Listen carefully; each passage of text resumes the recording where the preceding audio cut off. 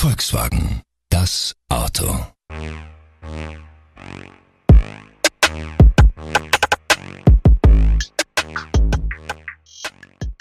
Every time you sit in traffic, walk down the street, or look at the parking lots in your neighborhood, chances are high that you will either spot a Volkswagen or a BMW car. In fact, these brands are so famous that it's easier to spot either of them in a movie screen than it is for Trump to make an absurd comment about China in his press conferences. I mean, look at James Bond movies.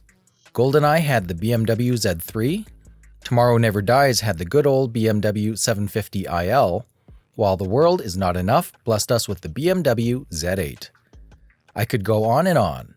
For the fellow German automobile compatriot, we've seen the VWs in tens, if not hundreds, of movies.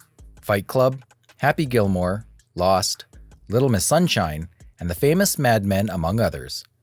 Even in presidential and other VIP motorcades, you will definitely spot BMWs or VWs. It seems that these vehicles have created a positive reputation in the market and have proven to be reliable on the roads. But could there be more than meets the eye? Are there some shady activities that have gone on in the past in these companies' boardrooms that have made the public gain false confidence in these brands? Well, relax, because we shall answer that question by the end of this video. But wait, why do you want to miss more of the fun videos that we post on this channel? To ensure that you are always on the loop, click that subscribe button, turn on the notification bell, hit the like button, the thingy with the thumb finger pointed upwards, and leave a comment. Oh, and we'd appreciate it if you shared this video too. After all, sharing is caring. Well, let's dive right into the story of how Volkswagen and BMW found themselves in the murky waters of the Dieselgate scandal.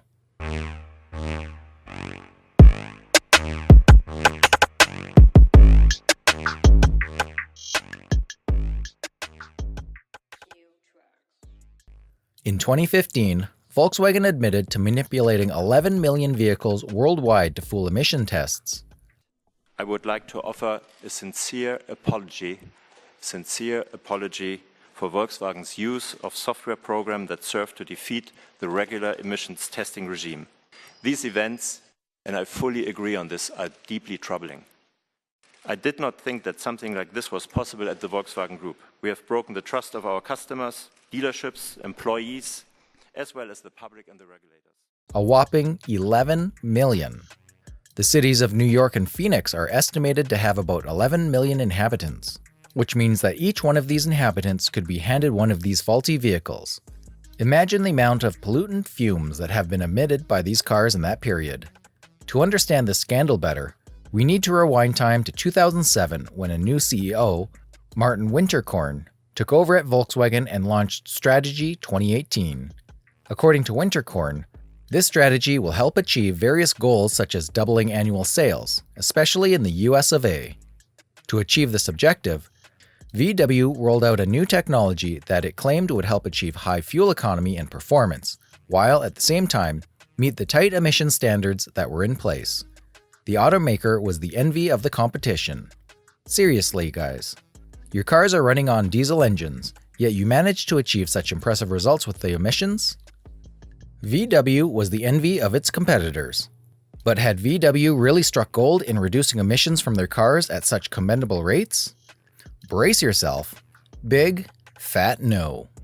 As it would later come to be revealed, the cunning fellas over at Volkswagen had developed a cheat software that detected test conditions, engine operation, air pressure, and even the most minor details such as the steering wheel position, which sounds like the literal definition of "it's the smallest things that matter." When the vehicle was operating under laboratory test conditions, the cheat software activated and sort of tuned the car to a safety mode.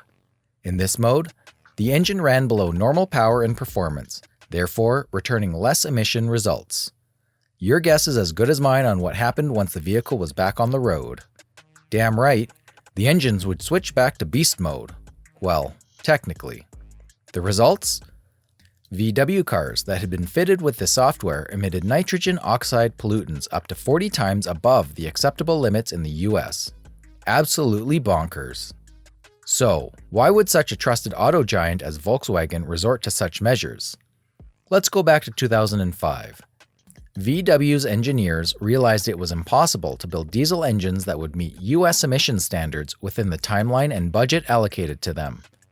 As the story goes, they decided to develop defeat devices that were used to cheat Environmental Protection Agency's emissions tests. The results must have been so good for VW that even after finding an ethical solution to the underlying problem, they chose to keep the cheat devices in their vehicles.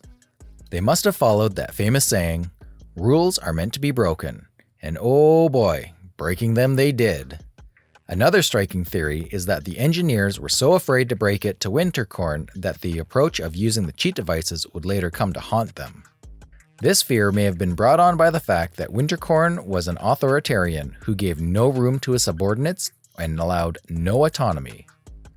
I would fear such a boss. You might ask, didn't the leadership know about all these ongoings? If the then CEO's statement is anything to go by, they were unaware. Meine Damen und Herren, die Unregelmäßigkeiten bei Dieselmotoren unseres Konzerns widersprechen allem, für was Volkswagen steht. I'll leave you to be the judge on that. Who am I to judge anyways? However, according to the US Department of Justice, this scandal was a well-orchestrated move going all the way to the top. The DOJ claims that Mr. Winterkorn knew about the scandal earlier in May 2014. Upon pressure from the relevant authorities, VW finally admitted that Mr. Winterkorn received a memo about the ongoings in May 2014, but the manner in which these activities were explained did not raise any concern. In VW's words, the memo was written in a selective, brief, and undramatic manner. As it would further be revealed, one of the board members, Herbert Dias, knew about the cheat device prior to this whole issue being exposed to the public. I still stick by my stance that I shall not judge, but all evidence points to the fact that the leadership knew about this issue. Look at it this way. This software was written by Bosch, a component supplier for Volkswagen. Who do you think was tasked with configuring the software? Damn right, a multidisciplinary team of Bosch and Volkswagen software engineers. Fast forward, before the engines could go into production, there's a team of managers that had to give the green light. Simply put, there are various management levels whose approval was needed before that vehicle stepped onto the road. Actually, some German papers reported that Bosch may have informed Volkswagen of the illegality of its plan as early as 2007, and even went ahead and informed the senior management of the issue in 2011. But again, maybe there is a rogue group of engineers that conspired to falsify the records. Again, no judging here. Let's shift our attention to BMW for a moment. In March this year, the automaker was sued by drivers of tens of thousands of the X5 and 335D models for what they claim to be an illegal installation of algorithms designed to detect test conditions, just as was the case with VW. VW's problems definitely having an impact in the sense that there are growing concerns, fears across the auto industry. What happened at VW essentially was that they had this a cheating device, a software called defeat device that was intended to defeat emission tests. So in the labs, they would meet emission standards. According to court documents, the drivers claimed that these models were emitting pollutants up to 27 times the legal limit. Surprisingly, the company that was sued alongside BMW for supplying the cheat software in the two models is the one and only Robert Bosch GmbH. I start my days, sun rays, I tap the phone, coffee's on, I mow the lawn, impressing Sean, so connected. How is that for a negative reputation for such a company that is otherwise known for its innovative ideas?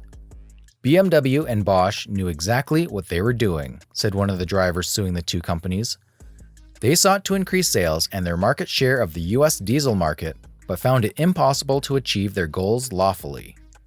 What was left for them was to orchestrate a fraudulent scheme and conspiracy. However, the carmaker's conclusion was deemed not as serious of that as VW, as apart from being fined for collusion on setting standards for the AdBlue additive in the affected car models, All the other charges related to emissions technology were dropped later in July. BMW has ridden on this exoneration to affirm its innocence. A company statement read, "This underlines that there has never been any allegation of unlawful manipulation of emission control systems by the BMW Group." Anyway, that response was expected, and it's not expected that anyone would say, "Yeah, our charges have been dropped. But guess what, guys? We were guilty." Honestly, though, BMW might be innocent after all, as the final report by German prosecutors revealed that the company accidentally installed the wrong software in the diesel cars. Fun fact, folks, this is not the first scandal that BMW has been implicated in. In May 2018, the company announced plans to recall about 12,000 cars after they were found to be fitted with the wrong emission software. I bet someone within that production chain saw their job flash right before their eyes for committing such a costly blunder. You're fired. Talking of cost, let's see how much these scandals cost each of these companies. Oh my God. I am never going to financially recover from this. For Volkswagen, a federal judge in Detroit slapped the auto giant with a $2.8 billion criminal penalty, which was to be negotiated as part of a settlement with the U.S. Department of Justice.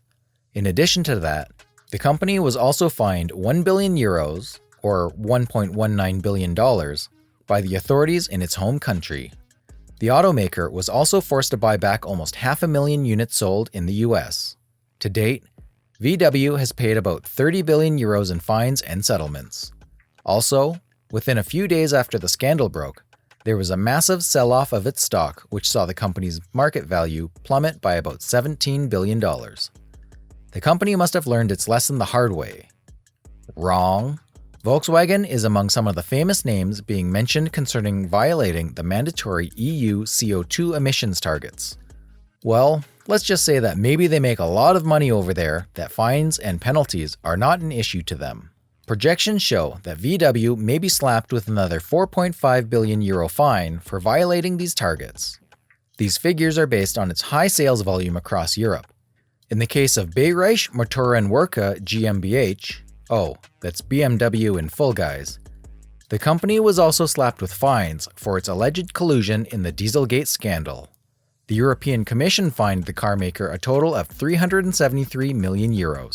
The German prosecutors also fined BMW a total of €8.5 million for installing the cheat software in some of the diesel units. To be fair, that seems like a slap on the palm, considering the damages that the faulty units may have inflicted on the planet's ecosystem. However, the lenient fine may be due to the fact that the German prosecutors only fined the company for lax oversight and insufficient quality control, not for fraud as the bad boys of Germany, Volkswagen. You might be asking, what transpired of the folks at the helm of these companies as all this was happening? I've got the answer for you. Mr. Winkerton resigned in September 2015, merely a week after the scandal blew up.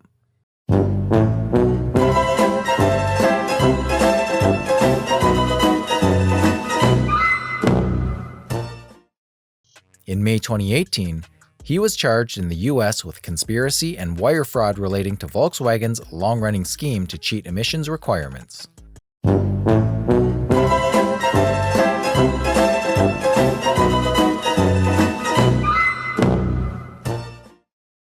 In 2019, public prosecutors in Germany also brought charges against him and 4 other former managers. They were charged with serious cases of fraud and an infraction of the law against unfair competition. I've made a severe and continuous lapse in my judgment, and I don't expect to be forgiven. I'm simply here to apologize. These cases are still ongoing. Luckily for BMW, no official was charged. Well, guys, that's it for today's video, and as usual, I value your feedback. So kindly leave a comment down below, and if you've yet to subscribe, smash that button and turn on the notification bell to ensure that you're always notified every time we drop some of these juicy videos. Till we meet next, it's a see you later from me.